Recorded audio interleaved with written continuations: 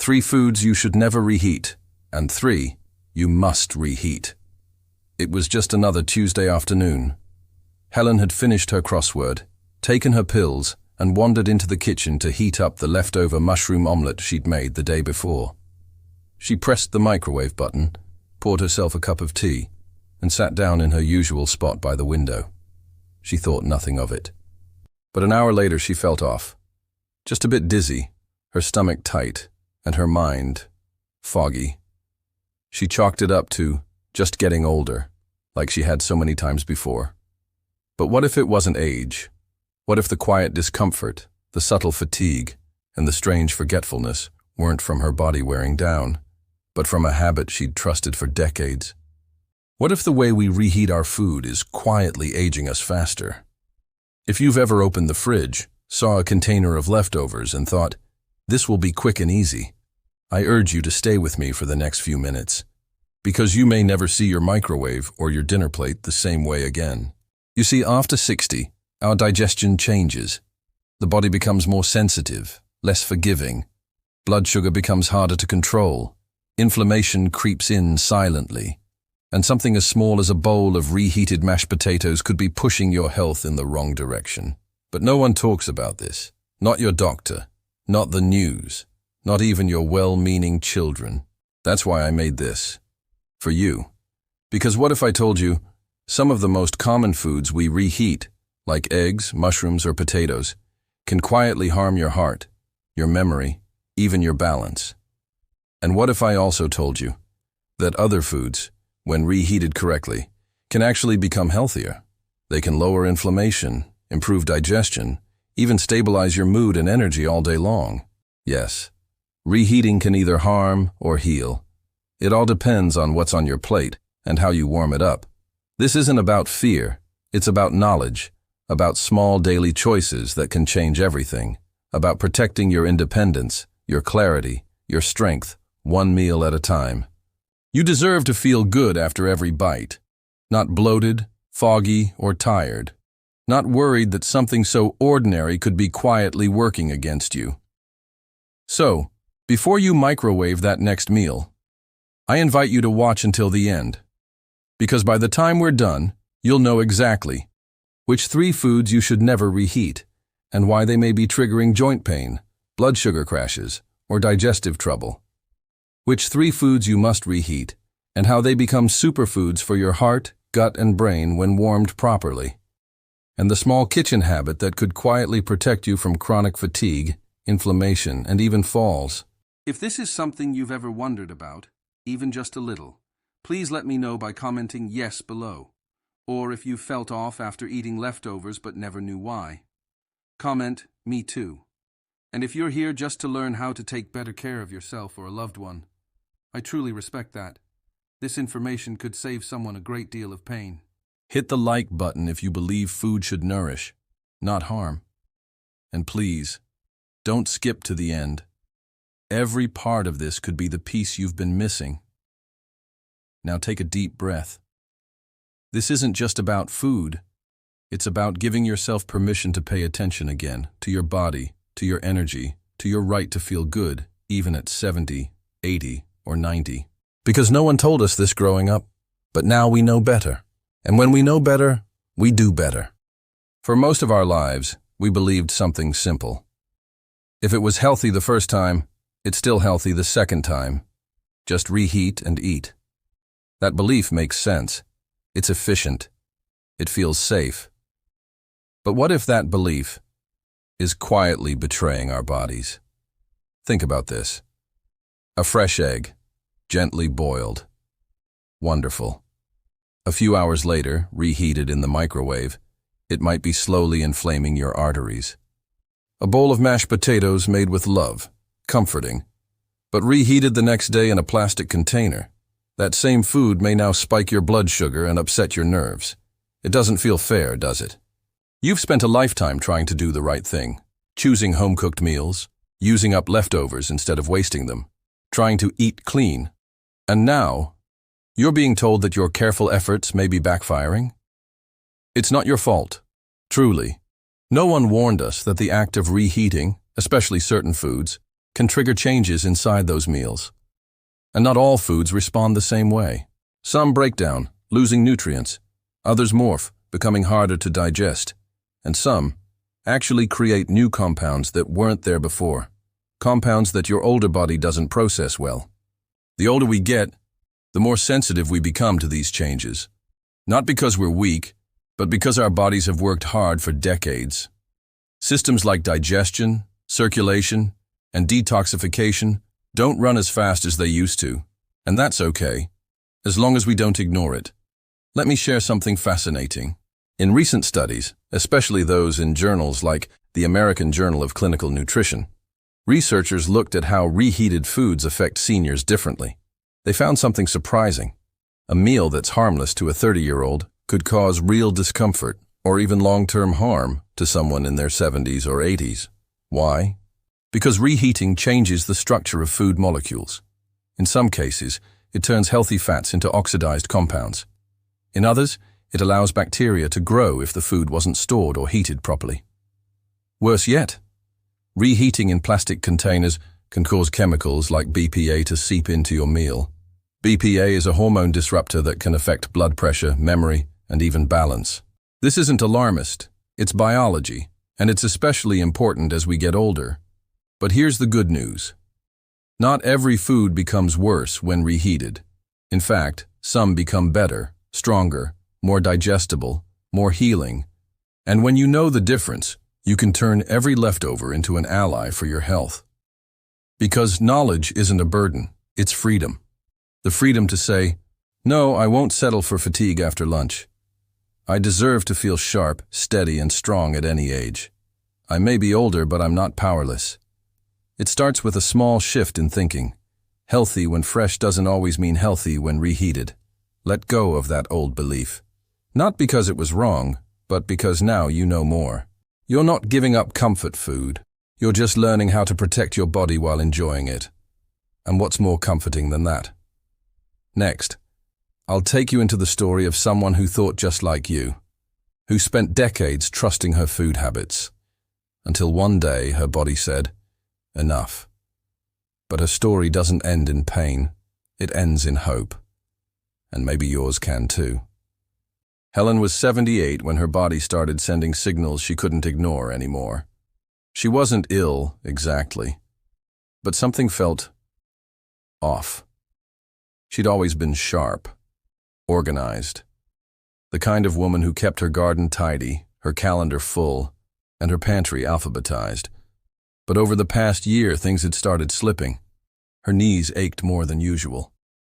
Her energy dipped strangely in the afternoons, even when she'd done nothing strenuous. And the fog, that mental cloudiness she couldn't quite describe, it crept in silently, sometimes during conversations with her grandchildren, other times when trying to remember where she'd parked at the grocery store. At first, Helen chalked it up to aging.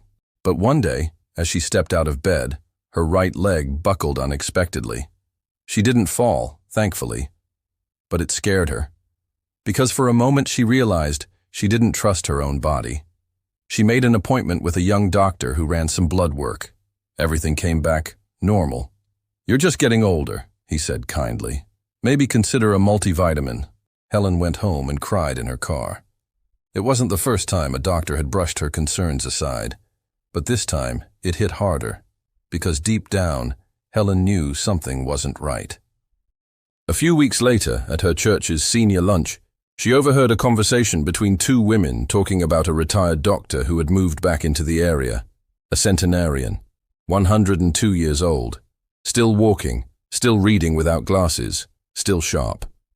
His name was Dr. Gilbert. Helen hesitated for days, unsure if it would be strange to contact him. But one restless evening, she found his number written on a community board at the library. She called.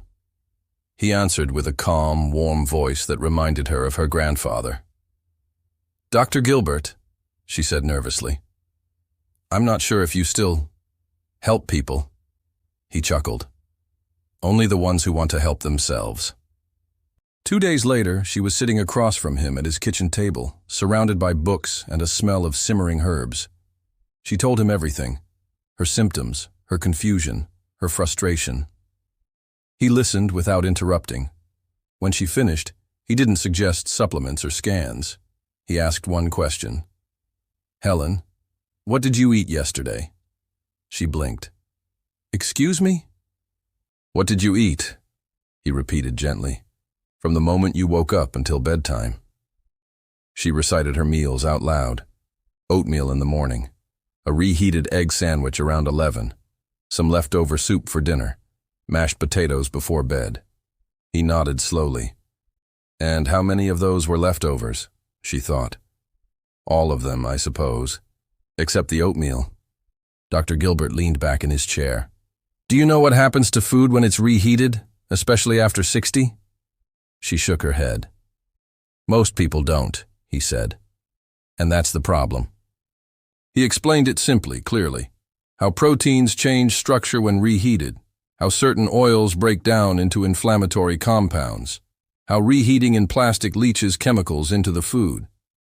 He talked about blood sugar spikes, mitochondrial fatigue, subtle inflammation that shows up as forgetfulness, tingling limbs, even sadness. Helen was stunned. All this from leftovers? Not all leftovers, he clarified. Just the wrong ones, reheated the wrong way. Then he showed her how he ate. Warm oatmeal in the morning, vegetable soup made in batches and reheated gently on the stove, brown rice mixed with soft greens and olive oil. Real food, warmed with care, not convenience. He wasn't rigid. He wasn't faddish. He was thoughtful. Helen decided to try his approach, not out of desperation, but out of curiosity. What did she have to lose? She started with her breakfast. She swapped her reheated sandwich for fresh oatmeal, cooled overnight and warmed with cinnamon and walnuts. It took 10 minutes. By the end of the first week, the fog was lifting. By the end of the second, her energy stopped crashing after lunch. By the end of the month, she'd tossed out all her plastic containers and replaced them with glass. She didn't do anything dramatic. She didn't go vegan or start jogging. She simply paid attention. The real surprise came when her daughter visited. "Mom," she said, eyes wide, "you look different. Brighter." Helen smiled. "I feel different." She kept seeing Dr. Gilbert every other week, not for medical advice, but for wisdom. He told her stories from his practice about patients who healed not with pills, but with awareness. He said something that stuck with her. The body doesn't ask for miracles. It just asks for respect. And in that quiet sentence, Helen found her path back to herself, one warm bowl at a time. And reheating mushrooms, the quiet disruptor. There's something earthy and grounding about mushrooms. Helen used to love sautéing them in butter. Soft, savory, a gentle comfort. But she often made too much and saved the rest for the next day. What she didn't know, and what few seniors do, is that mushrooms are uniquely sensitive to heat. Not the first time they're cooked, but the second. When mushrooms are reheated, especially after being stored improperly or left at room temperature too long, their proteins can change.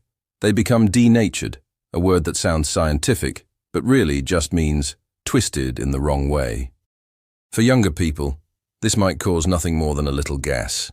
But for older adults, especially those with slower digestion, these altered proteins can cause real discomfort.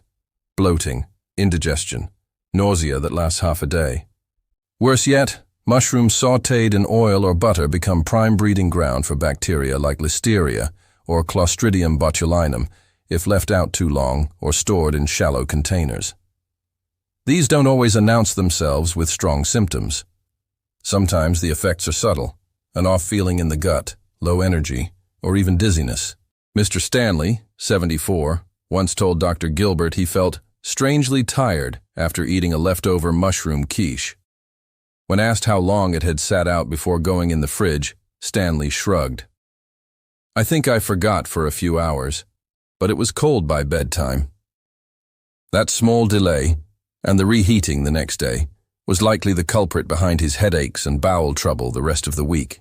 Even worse, mushrooms lose much of their immune-supporting antioxidants when cooked and reheated multiple times. So while they may taste familiar, They're offering very little benefit by the second go. Dr. Gilbert's advice was simple. Eat mushrooms fresh. Cook what you'll eat. Store them carefully. But if they're already cooked, don't reheat. Compost them, or eat them cold in a salad if you must. For Helen, that small change made a big difference. The discomfort she once thought was just age never came back after she stopped microwaving her leftover mushrooms. Reheating eggs, from brain food to burden eggs, are often praised as the perfect food, packed with protein, filled with choline, a nutrient critical for brain function, easy to cook, easy to chew, and deeply familiar. Helen ate them every day for decades, but she always saved half her omelet for later, and that's where things started to unravel. Reheating eggs, especially scrambled or fried ones, changes their structure. The delicate proteins that once nourished the body begin to stiffen and harden. It's like reheating rubber. The texture isn't just unpleasant, it's harder for the digestive system to break down. And for seniors, that means bloating, sluggishness, or even acid reflux. But that's just the start. The real danger lies in the fats. When eggs are reheated in a microwave or pan, especially if cooked in butter or oil, the cholesterol inside can oxidize.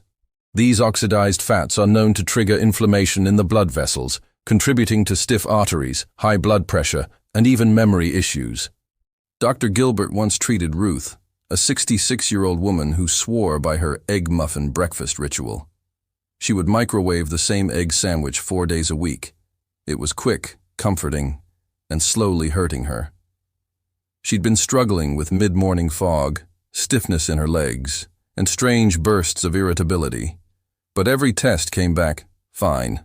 After one session with Dr. Gilbert, she switched to eating eggs freshly boiled or poached, and only when she had time to eat them right away. Within 2 weeks, she felt clearer.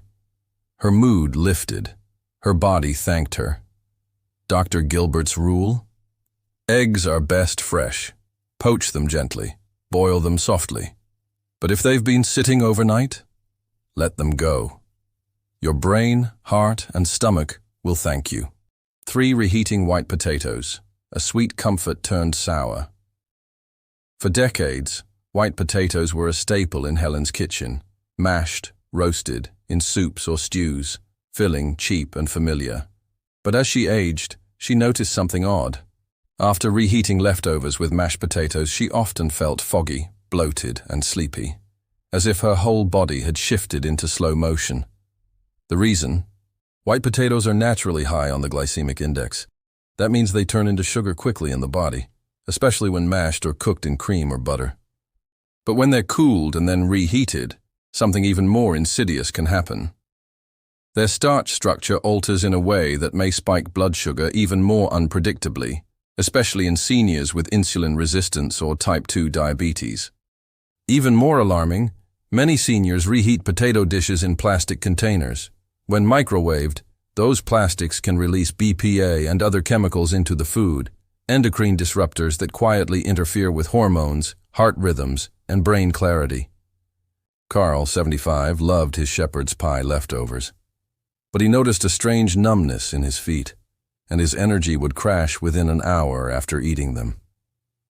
At first, he thought it was just the cold weather, but after Dr. Gilbert encouraged him to swap white potatoes for sweet potatoes and reheat only in glass, those symptoms began to disappear. The change was subtle, but steady. So if white potatoes are part of your comfort food habit, ask yourself, are they worth the post-meal fatigue, joint aches, or spikes in blood sugar? Dr. Gilbert's gentle advice: choose sweet potatoes when possible, and eat white potatoes fresh, never reheated. Microwaving in plastic, the invisible chemical threat. It's so common, most people never think twice. Leftovers go into a plastic container. The container goes in the microwave. 30 seconds later, dinner is done. But for Helen, this was one of the most damaging habits of all. She used the same containers for years, those semi-clear plastic tubs with warped lids. Some were stained orange from tomato sauce. Others had no labels at all. But every time she microwaved them, invisible chemicals were leaching into her food. The biggest offender? BPA, bisphenol A, a chemical found in many plastics that mimics estrogen in the body and disrupts hormone balance. Even BPA-free plastics aren't necessarily safe, as some alternatives, like BPS, may carry similar or worse risks. For seniors already dealing with blood pressure issues, memory changes, or hormonal imbalance, this small daily exposure can have long-term effects: increased inflammation, disrupted sleep cycles, mood swings or depression, impaired cognitive function. Patricia, 82, didn't understand why her heart felt jumpy after lunch some days. She wasn't drinking coffee, her salt intake was low, but her blood pressure would rise without explanation. When she swapped all her reheating containers to ceramic and glass, her body calmed. Her digestion improved. Her energy felt steadier. Dr. Gilbert's rule was simple. If you wouldn't drink hot tea from it, don't microwave food in it. Leaving cooked food out too long. You might think this is just a matter of taste, but it's more serious than that. Let's say you make a big pot of soup at noon. You eat your lunch, then get distracted. Phone calls, a nap, a walk. By the time you remember to put the pot in the fridge, it's been sitting out for 4 or 5 hours. It still smells fine, looks fine, but quietly, something dangerous may be brewing.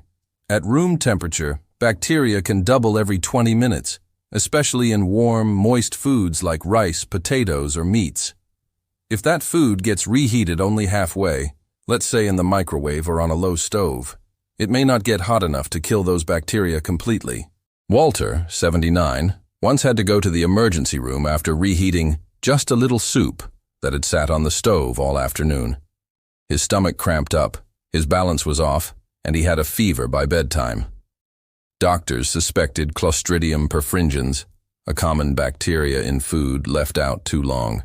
It didn't make the evening news, but it changed Walter's routine forever. Dr. Gilbert taught a rule of thumb that Helen never forgot. If it's been out more than 2 hours, cool it down or toss it out. Reheat oatmeal with purpose, a morning ritual that strengthens from within. There's something comforting about oatmeal. It doesn't shout, it doesn't rush. It waits patiently in the bowl, warm and grounding.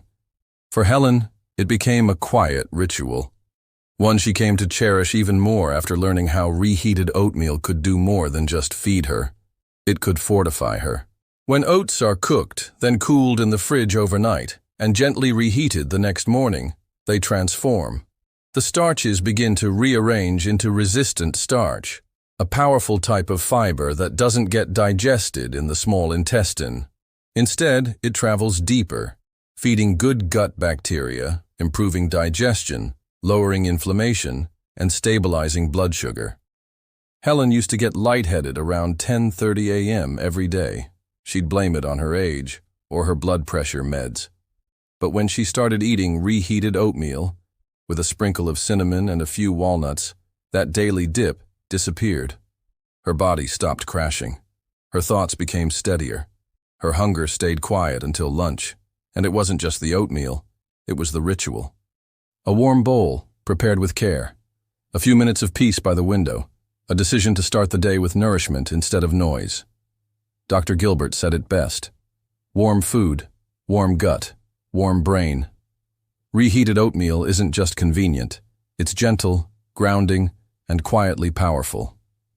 And for seniors who struggle with blood sugar, cholesterol, or gut health, it's one of the most loving habits you can adopt. Reheat homemade vegetable soup, liquid medicine for the joints and soul. It doesn't get more classic than a bowl of soup. But most people don't realize how nutritionally rich soup becomes the second time around, especially for seniors. When Helen started batch cooking a pot of vegetable soup each Sunday, she didn't expect it to change her energy so drastically. But after 3 days of warming that soup for lunch, with soft carrots, onions, leafy greens, and sweet potatoes, she felt stronger, calmer. Even her sleep improved. Why? Because when vegetables are simmered and rested overnight, their cell walls soften. Nutrients that weren't accessible during the first cooking round are released into the broth. When gently reheated, This broth becomes a mineral-rich, anti-inflammatory infusion, full of antioxidants, phytonutrients, and hydration. The warmth itself helps circulation, improving blood flow to cold hands and feet, relaxing stiff joints, and easing the internal chill many seniors feel. Helen found herself looking forward to soup time. She'd add fresh parsley or a pinch of turmeric, sometimes a clove of garlic for immunity. On cold afternoons when her bones ached or her mood dipped, that reheated bowl became something deeper than food. It became a gesture of care. Soup doesn't need to be fancy, but when it's reheated thoughtfully, with low heat on the stove and a lid to keep the steam, it becomes gentle medicine. Dr. Gilbert always reminded Helen, let food hold you, not hurry you. D. Gently reheat brown rice, a stable foundation for energy and strength. Brown rice doesn't look glamorous. It's plain, quiet, often ignored. But for seniors, it can become one of the most steadying foods in the kitchen, especially when reheated with care. Like oatmeal, brown rice changes when it's cooked and cooled. Its starches begin to form resistant starch, which helps regulate blood sugar and feeds the beneficial bacteria in the gut. But there's more. Unlike white rice, brown rice still contains the bran and germ, the layers rich in magnesium, B vitamins, selenium, and natural fiber. These nutrients are vital for nerve health, heart rhythm, and muscle recovery. The key? Reheat it slowly. Not in a microwave, not with dry heat, but with a splash of water or broth, steamed gently on the stove or in a rice cooker. Helen used to throw away leftover rice. Now she keeps it for lunch, adding soft, steamed greens, lentils, or a spoon of olive oil. She noticed something surprising. Her legs didn't cramp at night anymore. That was magnesium at work, quietly supporting her nerves, blood pressure, and sleep. Dr. Gilbert always said, reheated brown rice isn't leftover. It's momentum. It's the kind of meal that keeps your energy even and stable, so you don't crash, snap, or snap at others. And it works especially well for seniors who struggle with blood sugar swings or fatigue after heavy meals. Choose glass or ceramic for reheating, a small swap with big benefits. This might be the easiest change of all, and one of the most important. Many seniors like Helen have a shelf full of plastic containers, some from decades ago. But plastic, especially when microwaved, can release chemicals into your food. And with age, those chemicals hit harder. BPA, phthalates, synthetic estrogens. They don't come with a warning label, but they quietly disrupt hormones, memory, and even heart rhythm. Patricia, who'd battled strange mood shifts and digestive issues for years, felt better within weeks of switching all her containers to glass. Her meals tasted better, her stomach felt calmer, and all she did was buy 4 simple containers with lids. Dr. Gilbert's tip. Heat what you'd trust to hold boiling tea. That means ceramic bowls, glass dishes, or stainless steel on the stove. No more microwaving plastic. No more slow drip of chemicals into your gut. It's not just about food. It's about what carries your food. And when you upgrade that, you upgrade everything it touches. Fire, cook once, reheat with intention. A gentle meal prep ritual. Helen never liked meal prepping. It felt too modern, too robotic. But then Dr. Gilbert reframed it. It's not about saving time, he said. It's about honoring your future self. So Helen started small. She cooked 2 pots each week, 1 soup, 1 rice or grain. She cooled them properly, portioned them into glass jars, and reheated with care, on the stove, never rushed. She stopped seeing leftovers as old food and started seeing them as gentle companions, meals made with her tomorrow in mind. For seniors, this habit does more than save energy. It brings structure, predictability, a quiet dignity to eating well, even when the day is busy or the body is tired. Her new routine looked like this. Sunday afternoon, cook a soup and a grain. Cool it down completely before refrigerating. Reheat slowly, adding fresh herbs or soft vegetables. Eat mindfully, seated, never standing by the sink. And something beautiful happened. She stopped skipping meals. Her digestion improved. Her evenings felt calmer. Meal prep didn't become a chore. It became an act of respect. Helen still keeps her old plastic container. Not to use, but to remember. It sits quietly at the back of her pantry, next to a handwritten note. Not everything deserves a second chance. Because that's what she learned through all this. Not just about reheating food, but about how we treat ourselves. For years, she assumed her fatigue, brain fog, and aching joints were just part of aging. That her morning stiffness, her sluggish digestion, her moody afternoons were inevitable. But they weren't. They were whispers from her body, tiny signs asking her to pay attention, and once she did, things changed. Not overnight, not with magic, but with small, gentle decisions. A bowl of reheated oatmeal, a pot of soup simmered again with care, a spoonful of warm rice that fed more than just her belly. She stopped punishing her body with convenience and started honoring it with awareness. That's the truth we rarely hear. Aging well isn't about dramatic overhauls. It's not about perfect diets or gym routines or expensive supplements. It's about the tiny, quiet habits that become sacred rituals. The way you reheat your food, the way you choose what stays in your kitchen, the way you ask, will this nourish me or deplete me? When you stop reheating what doesn't serve you, whether it's food, old beliefs, or tired routines, you start giving your body a chance to repair, to soften, to shine again. Helen didn't just feel better. She felt more herself, more present, more rooted.